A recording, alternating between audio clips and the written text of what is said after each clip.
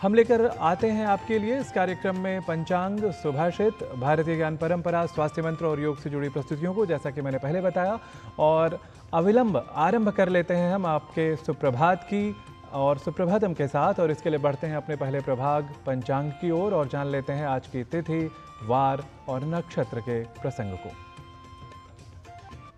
आज का पंचांग युगाब्द 5126, विक्रमी संवत 2081, शक संवत 1946, उत्तरायण, आषाढ़ मास, कृष्ण पक्ष, षष्ठी तिथि, बृहस्पतिवार, शतभिषा नक्षत्र। आज का दिन आप सभी के लिए मंगलमय हो। आज के पंचांग के बाद अब बारी है एक प्रेरक सुभाषित के श्रवण की, जिसे आप उसकी मूल भाषा में अर्थात संस्कृत में और फिर क्रमशः हिंदी और अंग्रेजी भाषाओं के माध्यम से भी जान लिया करते हैं। तो आज क्या है सुभाषित में प्रेरक वचन विशेष, यह सुनते हैं पहले संस्कृत में। त्रातारो देवा अधिभोचतानु मानो निद्राईशतमोत जल्पेः वयं सोमस्य विश्वः प्रियासः सुविरासो विदथमावदेम। आलस्य एवं अनर्गल वार्तालाप से दूर रहकर सार्थक कार्यों में स्वयं को व्यस्त रखा जाना चाहिए तथा बुरी प्रवृत्तियों से दूर रहकर संस्कारी पीढ़ी के साथ ही ज्ञान की सर्वत्र चर्चा की जानी चाहिए। To be saved from laziness and useless talk, one should always be busy.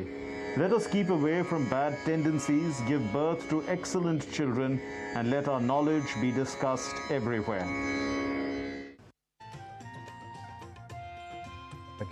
जीवन का हर्ष प्रकर्ष ही नृत्य है। प्राचीन काल से लेकर वर्तमान तक हमारे समाज में नृत्य संगीत को विशेष महत्व दिया गया है।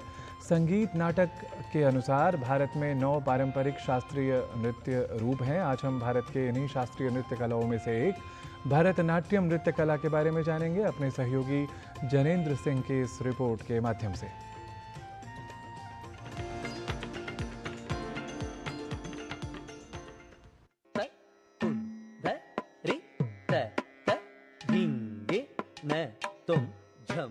भारतीय नृत्य कला हमारी संस्कृति एवं सभ्यता का प्रतिबिंब है।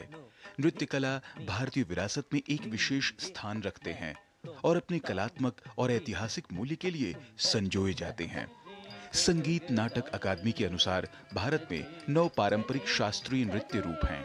आज हम भारत के इन्हीं शास्त्रीय नृत्य कलाओं में से एक भरतनाट्यम की जानकारी देंगे। भरतनाट्यम एक प्राचीन भारतीय शास्त्रीय नृत्य है जिसकी उत्पत्ति तमिलनाडु के तंजौर जिले में हुई थी। दक्षिण भारत में तमिलनाडु का भरतनाट्यम ऐसा नृत्य है जो मंदिरों को समर्पित नर्तकों की कला से उपजा है और इसे पूर्व में सादिर अथवा दासी अट्टम के रूप में जाना जाता था।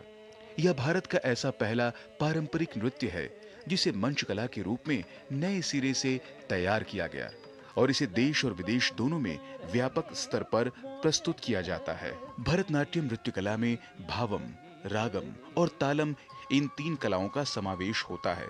भावम से भ, रागम से र और तालम से त लिया गया है।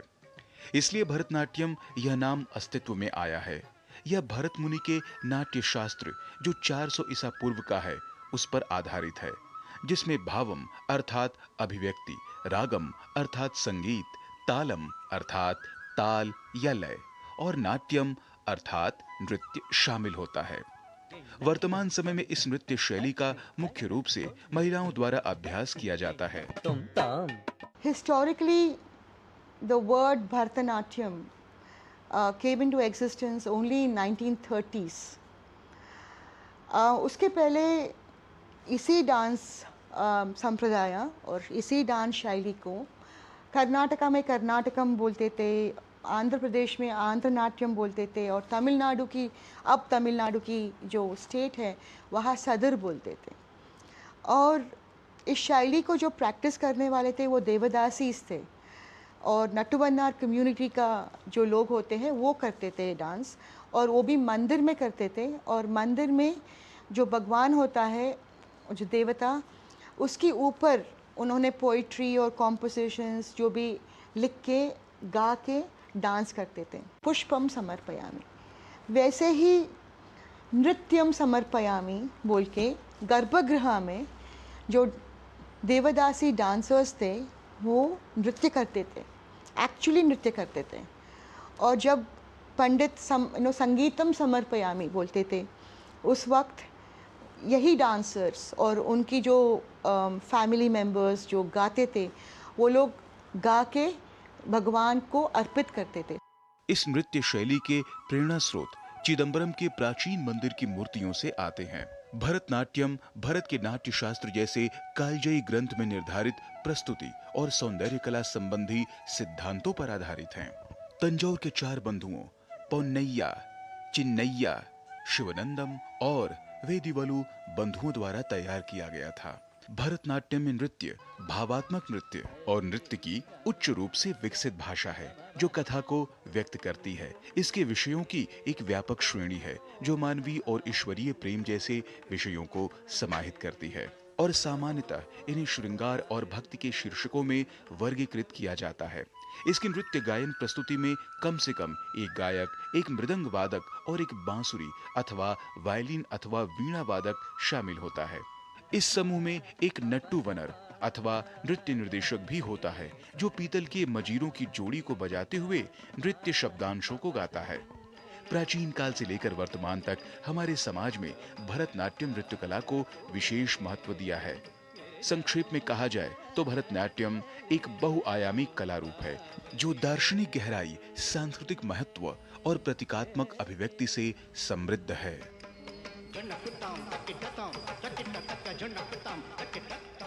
राजमंगल पांडे के साथ जनेंद्र सिंह की रिपोर्ट, डीडी न्यूज।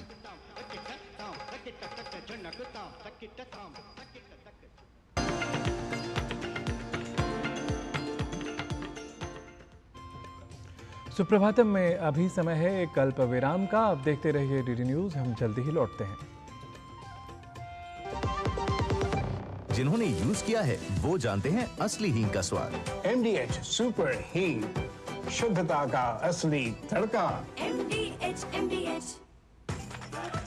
मैं क्या जी, सब जानते हैं, जहां दिखे मारियो, अपना समझ के खा लियो। स्वाद से सबको दीवाना कर दे, दीवाना कर दे। पता का चाय, गजब का स्वाद। डॉक्टर ऑर्थो ऑयल के रेगुलर मसाज से जॉइंट हेल्थी रहते हैं, और अगर प्रॉब्लम बहुत पुरानी है तो डॉक्टर ऑर्थो कैप्सूल्स साथ लेना ना भूलें। अब दर्द भी घुटने टेकेगा। स्वागत है आप सभी का एक बार फिर से। अब बात स्वास्थ्य की। दृष्टि दोष के कारण न केवल बड़े बूढ़ों को बल्कि बच्चों को भी परेशानियों का सामना करना पड़ता है। बच्चों में दृष्टि दोष होने पर इसका जल्द इलाज करवाना क्यों जरूरी है, आइए यह समझते हैं अपनी सहयोगिनी किरण भारद्वाज के इस रिपोर्ट के माध्यम से।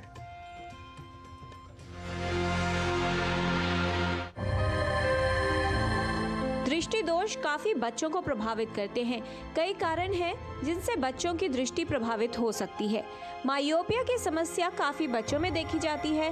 बच्चे दूर की वस्तुएं स्पष्ट रूप से नहीं देख पाते। दृष्टि दोष यानी मायोपिया, यानी दूर की चीज बच्चे को नहीं दिखती है तो वो बोर्ड को ठीक से कॉपी नहीं कर पाता है। उसको खेल में दिक्कत होती है, स्पेशली कॉन्टैक्ट स्पोर्ट्स या क्रिकेट या फुटबॉल जैसे, जहाँ से दूर से बॉल आ रही है, तो इन चीज़ों में उसको खेल में दिक्कत होती है। इसके अलावा बच्चे सरदर्द बार बार बोल सकते हैं, आंखों से पानी आना, पलकों को झपकना, आंखों को मलना, ये सारी चीज़ें संकेत हैं कि बच्चे की नज़र में कोई कमी हो सकती है और तुरंत उसकी एक जांच और अगर ज़रूरी है तो चश्मे मिले। और चश्मों को हर समय पहनना है, ये नहीं सोचना है कि चश्मे से चेहरा अच्छा नहीं दिखता है। आंखों का काम अच्छा दिखना नहीं, अच्छा देखना है। यदि सही समय पर इसका इलाज न किया जाए तो कई तरह की जटिलताएं उत्पन्न हो सकती हैं। बच्चे में लेजी आई हो सकती है जो जीवन भर रह सकती है। दृष्टि दोष के कारण शारीरिक, मानसिक संवेदनात्मक और शैक्षिक विकास पर विपरीत प्रभाव पड़ता है। जरूरी है कि नवजात शिशुओं से लेकर किशोरावस्था के बच्चों तक माता पिता उनकी आंखों के स्वास्थ्य को लेकर लापरवाही न करें। अगर हो सके तो अपनी टेबल को या कुर्सी को खिड़की के सामने रखें, जिससे कि जैसे ही ऊपर देखें तो बाहर दूर की नज़र दिखाई दे। हमारी आंखें दूर के लिए बनी हैं, पर जैसे बच्चे अधिकतम समय नज़दीक में लगा रहे हैं तो हमारा शरीर अपने आप एडजस्ट कर रहा है और आंखें हमारी लंबी होने लग गई हैं, जिससे हमें दूर की चीज़ साफ नहीं दिख रही है। कम से कम आपकी एक बालिश की दूरी होनी चाहिए आपकी स्क्रीन और आपकी आंखों में, और ये आप सिर्फ टेबल चेयर पे बैठ के कर सकते हैं, बेड पे लेट के, टेढ़े मेढ़े बैठ के। इस सब से आपकी सब चीज़ें बहुत नज़दीक आ जाती हैं, जिससे आंखों पे बहुत ज़ोर पड़ता है। बाहर ज़रूर जाएं। बाहर जब उजाला है उस समय कम से कम 2 घंटे समय बिताना बहुत ज़रूरी है, जिससे ये मायोपिया या दृष्टि दोष की प्रॉब्लम जो है वो रुक सकती है, थम सकती है। नियमित रूप से व्यायाम करें, अच्छा खाना पीना खाएं, अपनी सेहत को पे ध्यान दें, और पढ़ाई भी ज़रूरी है पर उसको पेस करें। नज़दीक का काम लिमिटेड करें, ब्रेक्स लें, दूर देखें, हर आधे घंटे के बाद 1-2-3 मिनट का ब्रेक लें, जिससे कि आपकी आंखों को भी आराम मिले।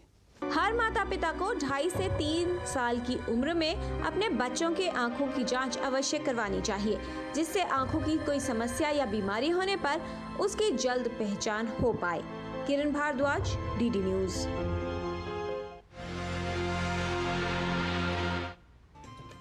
तो स्वास्थ्य मंत्र के बाद अब बात योग की, जहां आज बात होगी पसीने से भीगी हथेली की समस्या की। तो देख लेते हैं कि वे कौन सी योगिक क्रियाएं हैं जो हमें इस समस्या से दिला सकती हैं निजात।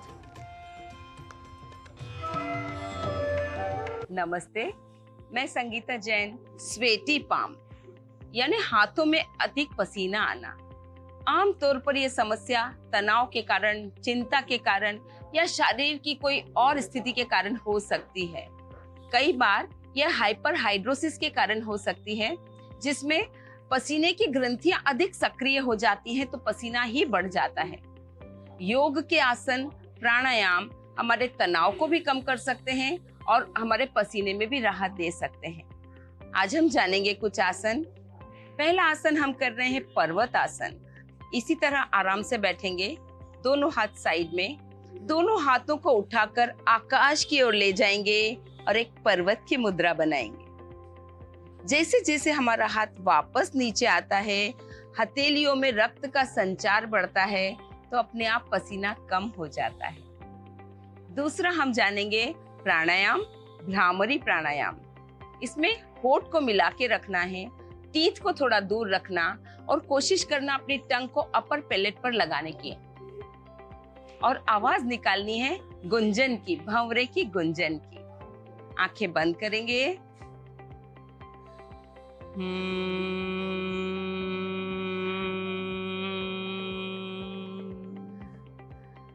ये ध्वनि प्राणायाम हमारे मन को शांत करता है, शरीर को ठंडा करता है, तनाव को कम करता है, तो तनाव के कारण आने वाला पसीना कम हो जाता है। तीसरा हम जानेंगे उज्जयी प्राणायाम। गले की ग्रंथि को, गले की इस पाइप को थोड़ा सिकोड़ना है और श्वास लेना है, और उसी रास्ते से श्वास को धीरे से वापस छोड़ना है। एक हल्की आवाज भी आएगी।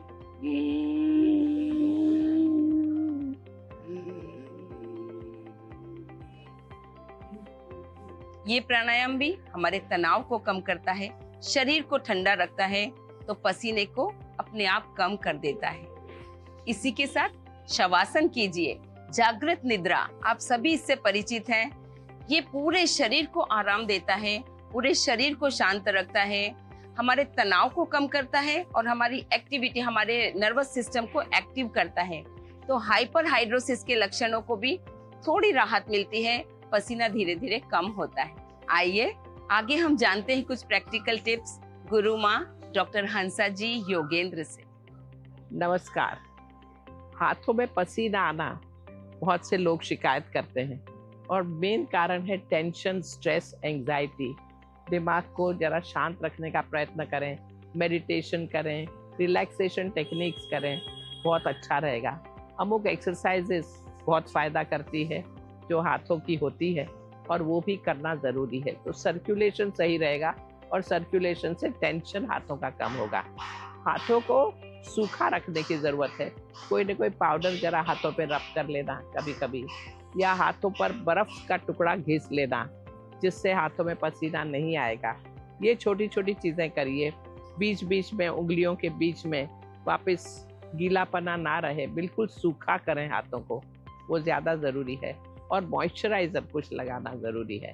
तो कोशिश यही सब करते रहें और ये आदत शरीर की हट जाएगी। शरीर इसमें फंस जाता है आदत में, वो हट जाएगी। नमस्कार। सुप्रभातम में अब समय है एक और ब्रेक लेने का। आप देखते रहिए डीडी न्यूज़।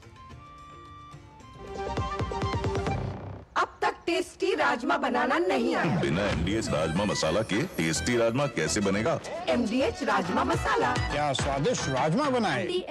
बात जब पीढ़ियों के लिए बनने वाले घर की हो तो जिम्मेदारी बड़ी हो जाती है। गैलेंट समझता है ये जिम्मेदारी। अब डबल M रिब्स के साथ गैलेंट एडवांस TMT रीबार, निर्माण का रियल हीरो। स्वागतम पुनरपि।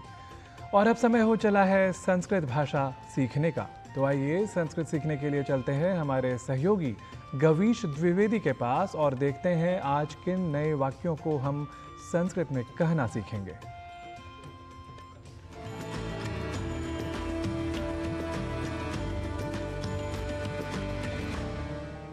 नमो नमः मित्राणि। संस्कृत पाठशालायाः एतस्यां कक्षायां भवतां सर्वेषामपि स्वागतम्। मम नाम गवीशः। संस्कृत की पाठशाला में आज हम आपको शिष्टाचार के कुछ वाक्य सिखाएंगे, जिनके प्रयोग से आप संस्कृत संभाषण के क्रम में आगे बढ़ सकेंगे। आपसे विनम्र अनुरोध है, आप इन वाक्यों को कहीं अवश्य लिख लें और बारंबार इनका अभ्यास करते रहें। आइए सीखते हैं इन वाक्यों को, इन फ्रेजेस को। यदि हमें कहना हो याद है ना, तो इसके लिए संस्कृत में कहेंगे स्मरति खलु, स्मरति खलु। यदि कहना हो भूलिए मत, तो कहेंगे मां विस्मरतु, मां विस्मरतु। आप कैसे हैं, इसे संस्कृत में कहना हो तो कहेंगे कथम अस्ति भवान, कथम अस्ति भवान। उतना ही है ना, तावद एव खलु, तावद एव खलु। इसका मतलब, इसे यदि संस्कृत में कहना हो तो कहेंगे एतस्य अर्थः, एतस्य अर्थः कितने बजे हैं, कः समयः, कः समयः। और अन्यच्च, अन्यच्च उसके बाद, तदनंतरम, तदनंतरम। यूं ही, एवमेव, एवमेव। कहना हो मजा आ गया तो कहेंगे महान आनंदः, महान आनंदः। वैसा नहीं, तथा न, तथा न। हाँ, आम, आम, आम इस पद का प्रयोग संस्कृत में हाँ, यस के लिए किया जाता है। कोशिश करता हूं, प्रयत्नम करोमि, प्रयत्नम करोमि। कहना हो नहीं हो सकता तो संस्कृत में कहेंगे न शक्यते, न शक्यते। ऐसा मत कहिए, तथा न वदतु, तथा न वदतु। वाक्य बनाना हो मैं वह नहीं जानता तो कहेंगे तद अहम न जानामि, तद अहम न जानामि। कब आते हो, कदा आगच्छति, कदा आगच्छति। कहना हो कैसे कहूं तो कहेंगे कथम वदामि, कथम वदामि। मित्रों, आज के अंक में हमने कुछ वाक्यों को सीखा है। आप करते रहिए इनका अभ्यास।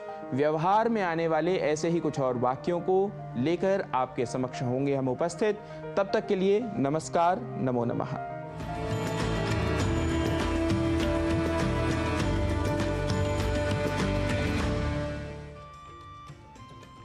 सुप्रभातम में आप देखा करते हैं योग की प्रस्तुतियों को और संस्कृत की पाठशाला को। योग की भाषा है संस्कृत, इसलिए हम संस्कृत की पाठशाला पर देते हैं विशेष ध्यान, जिसके कारण आप जान सकेंगे संस्कृत भाषा की महत्ता को, उसके वाक्य की संरचनाओं को, और साथ ही साथ पढ़ सकेंगे आप स्वयं भी संस्कृत की उन पुस्तकों को जिससे आप लाभ लेना चाहते हैं और आप स्वयं उन विषयों को जानकर, पढ़कर, समझकर दूसरों को भी समझाना चाहते हैं। तो सुप्रभातम की आज की प्रस्तुति में इतना ही। कल हम फिर लौटेंगे सुप्रभातम का एक और नया अंक लेकर। तब तक के लिए मुझे और मेरी टीम को दीजिए अनुमति। नमस्कार।